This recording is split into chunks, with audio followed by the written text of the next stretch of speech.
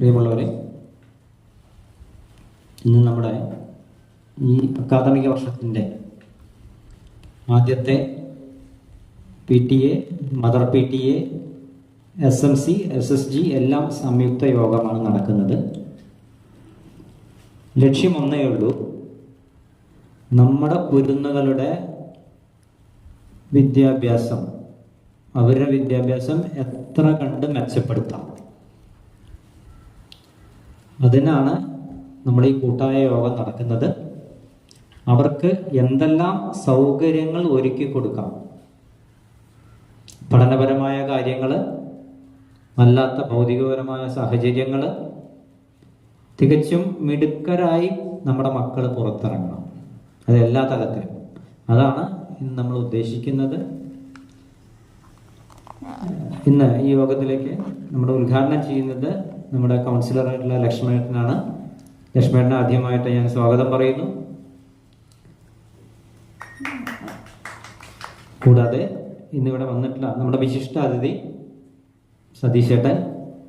അദ്ദേഹം മുതുതല UP സ്കൂളിലെ, Pattambi sub ജില്ലയിലുള്ള മുതുതല UP സ്കൂളിലെ മാനേജ്മെന്റ് പ്രതിനിധിയാണ്. ലക്ഷ്മണേട്ടൻ്റെ നാട്ടുകാരനാണ്. ഇദ്ദേഹത്തെ പറയുമ്പോൾ ഞാനൊരു 3 വർഷം പണ്ടേ പരിചയമുണ്ട്. ഒരു 3 വർഷം മുമ്പാണ് വളരെ എന്താ പറയുക, വളരെ ആത്മവിശ്വാസത്തോടെ പുതിയ അധ്യയന വർഷത്തെ വരവേൽക്കാനും വളരെ സംതൃപ്തിയോടുകൂടി അധ്യയന വർഷം അവസാനിപ്പിക്കാനും സാധിക്കട്ടെ എന്ന് വളരെ ആത്മാർത്ഥമായി ആഗ്രഹിച്ചുകൊണ്ട് ഈ പരിപാടി ഉദ്ഘാടനം ചെയ്യുന്നതിന് വേണ്ടി ലക്ഷ്മണേട്ടനെ വളരെ സ്നേഹപൂർവ്വം ക്ഷണിക്കുന്നു.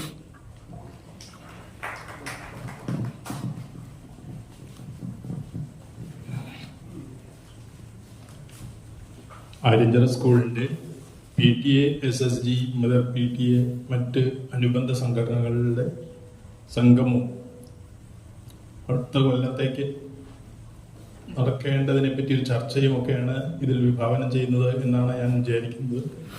ഇതിൻ്റെ അധ്യക്ഷത വഹിക്കുന്ന PTA പ്രസിഡന്റ് ദിവ്യ, സ്വാഗതം പറഞ്ഞ ഹെഡ് മാസ്റ്റർ ശാന്തിലാൽ, വിശിഷ്ടാതിയായ സതീശും, ആശംസകൾ അർപ്പിക്കുന്ന manager Anand, MPTA president Sunitha, SSG chairman അശോകേട്ടൻ, പൂർവ്വ വിദ്യാർത്ഥിയുടെ പ്രസിഡന്റായിട്ടുള്ള ബാലേട്ടൻ, നന്ദി പറയുന്ന രശ്മി ടീച്ചർ അടക്കം വേദിയിലും സദസ്സിലുമുള്ള PTA പ്രതിനിധികളെ, രക്ഷിതാക്കളെ, മറ്റ് നാട്ടുകാരെ, ഞാൻ ആദ്യമായിട്ട് എയ്ഡഡ് സ്കൂളുകാര് ഇതേപോലെ സന്തോഷിക്കണം എന്നുള്ളതാണ്. ഒരു മുതുതല സ്കൂൾ മാത്രം ഒന്ന് സന്തോഷിച്ച പോരെ. മുതുതല സ്കൂള് മാനേജ്മെന്റ് തുടങ്ങുന്നതിന്റെ ഒരു 10 വർഷം മുന്നേ ഞാൻ അവിടെ തന്നെ പട്ടാമ്പി കോളേജിനടുത്ത് ഒരു CGM ഇംഗ്ലീഷ് മീഡിയം, ഇപ്പോൾ അത് ഹയർ സെക്കൻഡറി സ്കൂളാണ്, അന്ന് ഹൈസ്കൂളാണ്, അതിന്റെ മാനേജ്മെന്റ് ഉണ്ടായിരുന്നു. ഒരു 10 വർഷം ഞാൻ അവിടെ ഉണ്ടായിരുന്നു. അതൊരു അൺഎയ്ഡഡ് സ്കൂളാണ്. പാലക്കാട് റവന്യൂ ജില്ലയിൽ തന്നെ സംസ്കൃതത്തിന് പ്രാധാന്യം കൊടുത്തുകൊണ്ട് നടത്തുന്ന ഒരു അൺഎയ്ഡഡ് സ്കൂൾ.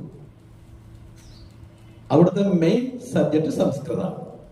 എല്ലാവരും സംസ്കൃതം എടുക്കണം, ഇങ്ങനെയായിരുന്നു. ശരിക്കു പറഞ്ഞാൽ പട്ടാമ്പിയിലെ ആദ്യത്തെ unaided school CGM English medium സ്കൂളാണ്.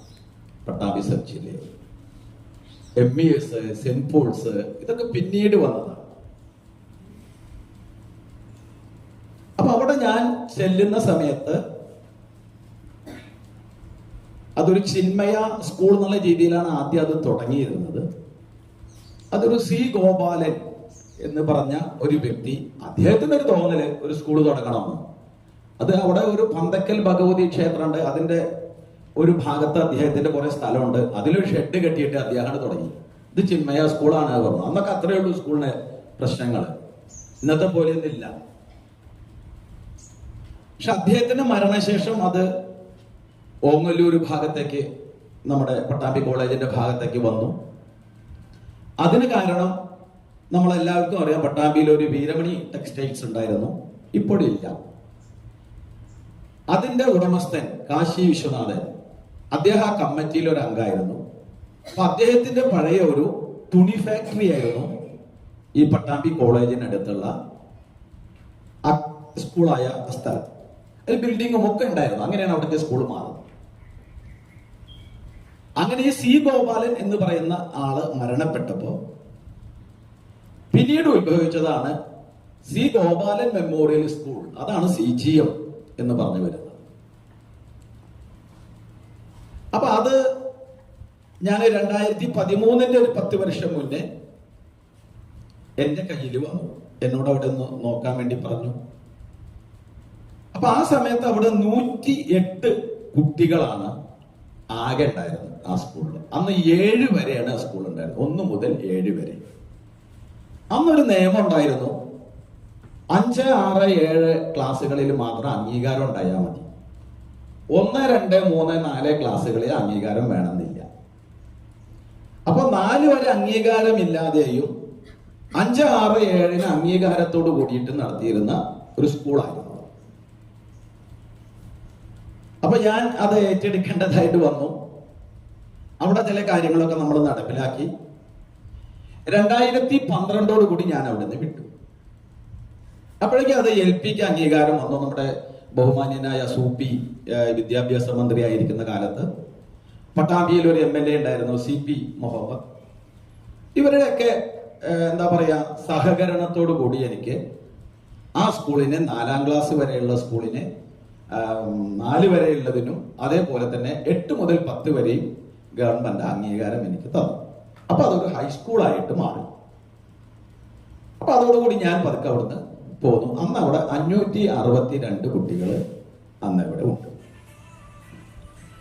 ഇപ്പൊ നമ്മുടെ ഈ അതിന് മുന്നേ 500 കുട്ടികൾ ഉണ്ടായിരുന്ന സ്കൂളായിരുന്നു CGM ഉണ്ടോ. അവിടുന്നാണ് 108ലേക്ക് അത് വന്നത്. അപ്പൊ നമ്മളിങ്ങനെ ഓരോ കാര്യങ്ങള് അതിനുശേഷം ഈ ഇവിടെ വരാനുള്ള കാരണം എന്താ ചോദിച്ചാൽ, ഈ സ്കൂള് മുതുതലയിലുള്ള ഒരു തന്ത്രി കുടുംബം, തന്ത്രി എന്ന് പറഞ്ഞാൽ അറിയാം, ക്ഷേത്രത്തിൽ പ്രതിഷ്ഠി കാര്യങ്ങളൊക്കെ ചെയ്യുന്ന തന്ത്രിമാരുടെ ഒരു കുടുംബത്തിന്റെയാണ് ഈ മുതുതല AUP സ്കൂൾ. ഈ സ്കൂളിൽ തൊട്ടടുത്ത് തന്നെയാണ് അവരുടെ ഇല്ലം.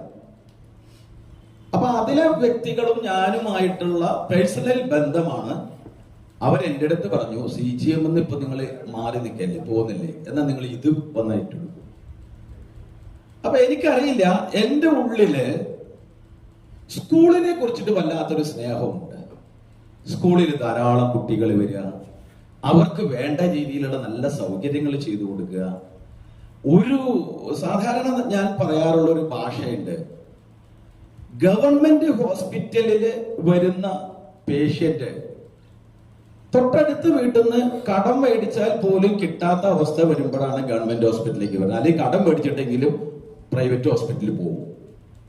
അത്ര ബുദ്ധിമുട്ടുമ്പോഴാണ് അവർ ഗവൺമെന്റ് ഹോസ്പിറ്റലിൽ വരിക.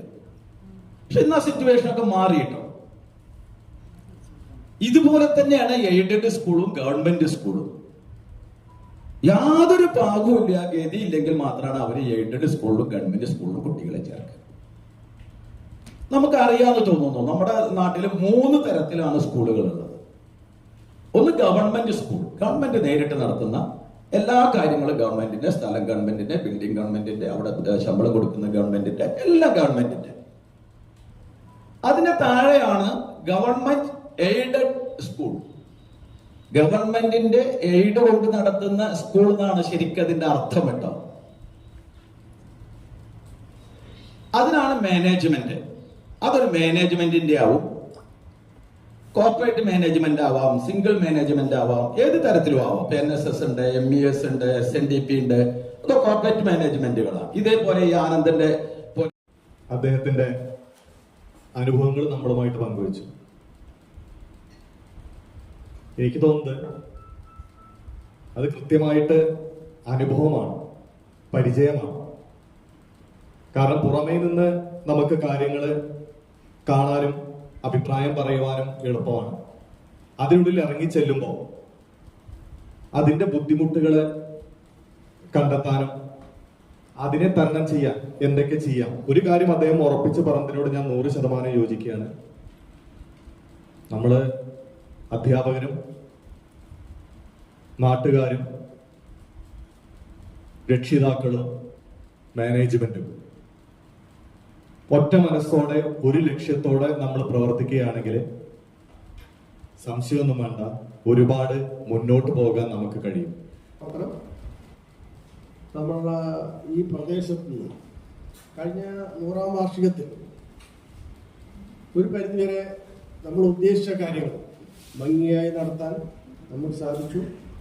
അതുപോലെ തന്നെ വരും വർഷങ്ങളിലും കൂട്ടായിട്ടുള്ള പ്രവർത്തനം കൊണ്ട് ഭാവിയിലെ എല്ലാ പരിപാടികളും അത് വിജയിപ്പിച്ച് എടുക്കാനും അതോടൊപ്പം തന്നെ ഉള്ള ബഹുമാനത്തിന് നമ്മൾ അരിഹന്ദർ സ്കൂളിൻ്റെ 100 വർഷം പിന്നിട്ട് 101ാം വർഷത്തിലേക്ക് പ്രവേശിക്കുകയാണ്.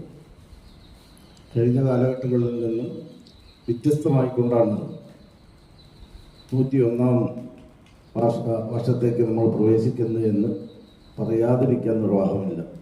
കാരണം കഴിഞ്ഞ കാലഘട്ടങ്ങളിലെല്ലാം സ്കൂൾ തുറന്നതിന് ശേഷം കമ്മിറ്റി കൂടുകയും കാര്യങ്ങൾ വിലയിരുത്തുകയും ഭാവി പ്രവർത്തനങ്ങൾ പരിശോധിക്കുകയും ചെയ്യുന്ന ഒരു കാലഘട്ടങ്ങളാണ് കഴിഞ്ഞ കാലഘട്ടങ്ങളിൽ കടന്നുപോയെങ്കിൽ അതിൽ വ്യത്യസ്തമായിക്കൊണ്ടാണ് നമ്മളെ 101ാം വർഷത്തിലേക്ക് നമ്മൾ പ്രവേശിക്കുന്നു എന്നറിയുമ്പോൾ, ഇവിടെ കാണുമ്പോൾ വളരെ സന്തോഷം തോന്നുന്നു.